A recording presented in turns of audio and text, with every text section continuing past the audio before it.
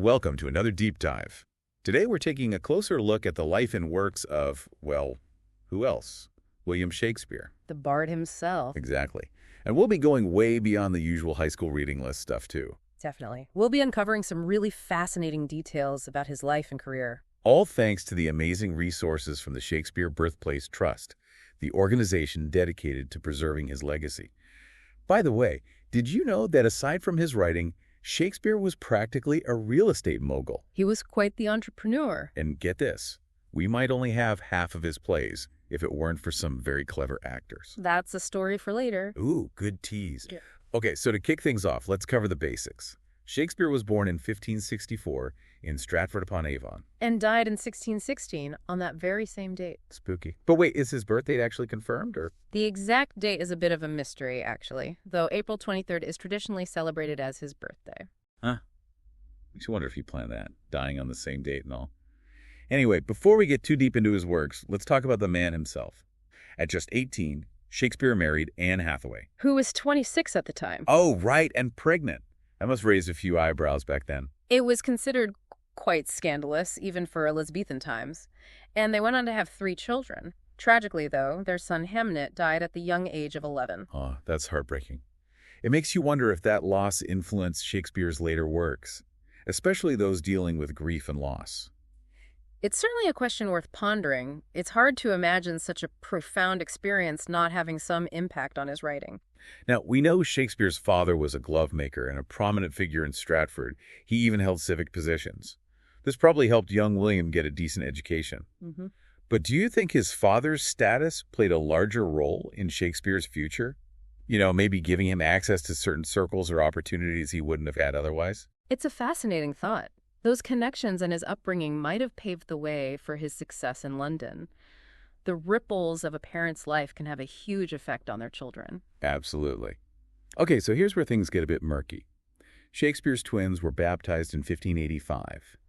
And by 1592, he's already making waves in London as a playwright. But what happened in between? Those years are like a black hole in his biography. The infamous lost years, shrouded in mystery and speculation. Maybe he was secretly honing his craft, studying like crazy before bursting onto the London scene. Perhaps he traveled, gathering experiences and stories that would later fuel his writing. Ooh, I like that. Okay, so here's a fun fact. Shakespeare's first published works weren't plays at all, but long poems. Venus and Adonis in 1593, and The Rape of Lucrece in 1594. He was a man of many talents, and a shrewd businessman, too. Don't forget that he was a founding member of the Lord Chamberlain's Men. Which later became the King's Men, one of the most famous acting companies of the time. Exactly. That was a power move, giving him more control over his work and, of course, his income. So he wasn't just a creative genius, but a savvy entrepreneur as well. I'm seeing a pattern here. Tell me more about why starting his own company was so smart. Well, imagine the theatrical landscape back then. It was cutthroat. By forming his own company, Shakespeare secured his creative freedom and financial stability. He was basically calling the shots. Pretty much. He had a say in what plays were produced, how they were staged, and how the profits were shared. It was a brilliant move. He was a true multi-hyphenate, this guy. Playwright, actor, entrepreneur, and, did I mention, prolific?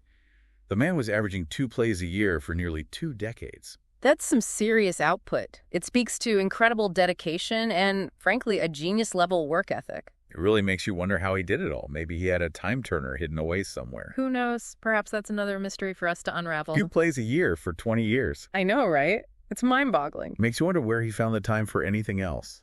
Well, he did manage to buy property in Stratford. Oh, yeah, new place. He was quite the investor, wasn't he? It seems so. And there's evidence he might have been splitting his time between Stratford and London. A 17th century commuter, imagine that. It's a fascinating idea. To think he might have been juggling the demands of the London stage with a quieter life back in Stratford. Makes you wonder what those journeys were like for him. You know, did he use the time to brainstorm new ideas?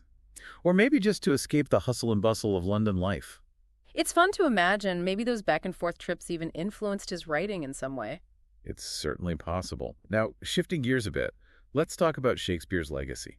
We wouldn't be here today if it weren't for the first folio. Absolutely. After Shakespeare's death, a group of actors from his company, they decided to collect and publish all his plays. Otherwise, we might only have half of his works today. That's a scary thought. Imagine all the lost masterpieces. Thankfully, they had the foresight to preserve them for future generations. They recognized his genius and took steps to ensure his work would live on. What a gift. I know, right? It's amazing to think that we owe so much to these actors for their dedication. Speaking of impact, let's not forget Shakespeare's influence on, well, practically everything. Literature, theater, film, even our everyday language. He's everywhere. And for good reason. His characters are iconic, his lines unforgettable, his themes, they resonate with audiences even centuries later. It's that timeless quality, Yeah. his ability to capture the human experience in such a profound way. Exactly. He understood the complexities of human nature.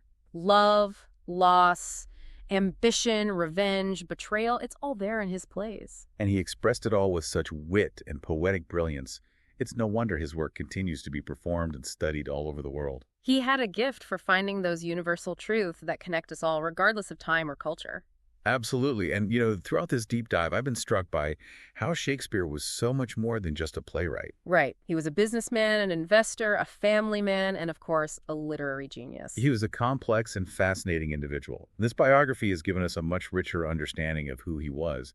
It's been a real eye-opener. It's made me appreciate his work even more, knowing all the different facets of his life. It really makes you think about how all those experiences shaped his writing.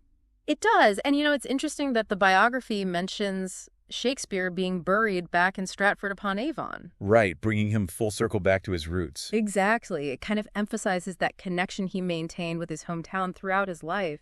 Yeah, even with all his success in London, a part of him always seemed drawn back to that simpler life. And yet there is one little detail that our source doesn't mention. Oh, what's that? It doesn't say anything about a rather intriguing mystery surrounding Shakespeare's grave, a mystery that involves a possibly stolen skull. Wait, what? Now that's a story I want to hear. Well, unfortunately, that's all the time we have for today, But that's a perfect place to leave our listeners with a little something to ponder, An unsolved Shakespearean riddle. a mystery to unravel indeed. So to all our deep divers out there, keep exploring, keep asking those questions, and remember, as Shakespeare himself said, There are more things in heaven and earth, Horatio, than are dreamt of in your philosophy. wise words for sure. Happy exploring, everyone.